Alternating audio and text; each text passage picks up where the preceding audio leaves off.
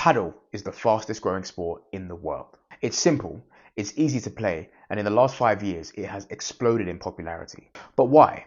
Why has a sport which started in the 60s become so popular so quickly? And why are athletes such as Andy Murray, Virgil van Dijk, and Zlatan Ibrahimovic rushing to get a slice of the pie? I'm Jordan, and today the long play breaks it all down. We'll go through what Padel is, the investment potential for Padel, and where the sport is going to go from here. We start with some fascinating statistics. In 2014, there were 6,000 Padel courts in the world. By 2022, that number had risen to 30,000. Today, that number is even higher. The majority of the growth of Padel has been led in Europe. Spain in particular is a hotbed for Padel, and it has now taken over tennis as the second most popular sport in the country behind football.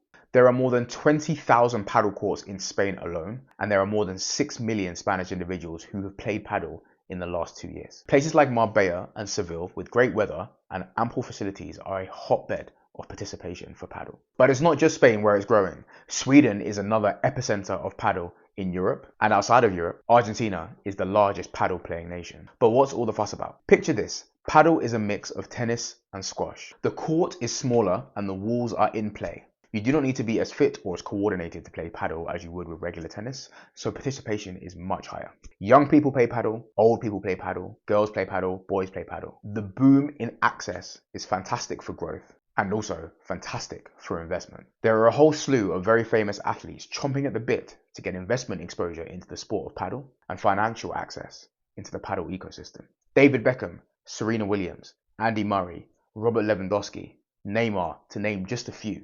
If you wanted to invest, there are 3 clear ways in which you can do it that are presenting themselves. The first is to build Padel centers. That's exactly what Zlatan Ibrahimovic is doing across Europe right now. Zlatan has a prominent business appropriately named Padel Center, where he builds Padel facilities in major cities across Europe. The flagship is in his hometown of Stockholm, where he has built a massive center packed with 11 premium state-of-the-art Padel courts. There is also an online store where you can buy Padel merch, paddles themselves, and a whole bunch of other Padel accessories. Zlatan is not just stopping in Sweden, however. The next one will be in Milan, and the following one will be in Greece too. Zlatan's all in. The second way is to invest in Padel infrastructure. Take Scottish company Game for Padel.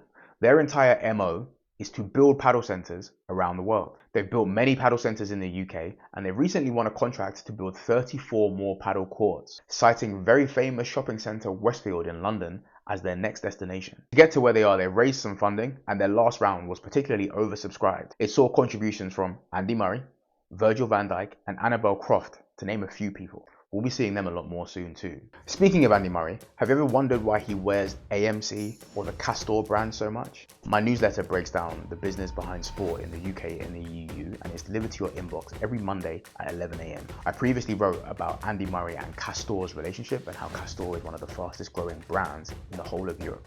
It's a fascinating story. Link is in bio. Check it out below. Now, back to Padel.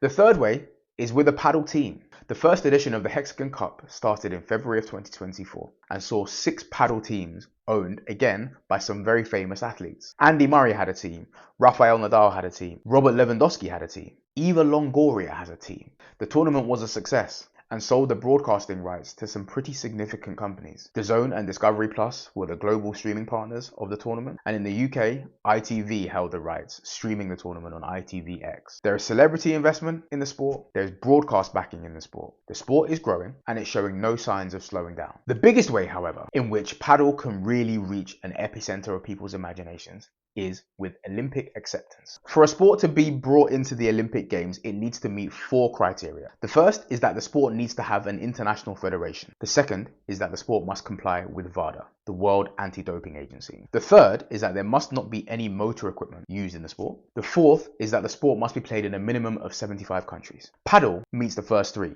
but unfortunately hasn't met number 4, so it isn't ready for Olympic acceptance at the next round of the Olympics. However, Padel is on the watch list. It has been recognized by the IOC and it is being monitored for potential inclusion in the following Olympic Games. The meteoric rise in Padel is not going to slow down anytime soon. It's a great game, it's fun to play, and it's very popular despite it only being 60 years old. My prediction is that very soon, you, your friends, your parents are going to be playing Padel regularly in a city near you, and you'll be able to watch a lot of Padel professionally on a streaming service near you very soon also, no matter what country that you're in. Thank you for watching, and for more detailed breakdowns of fascinating business insights into the world of sport, subscribe to my newsletter. The link is in the bio.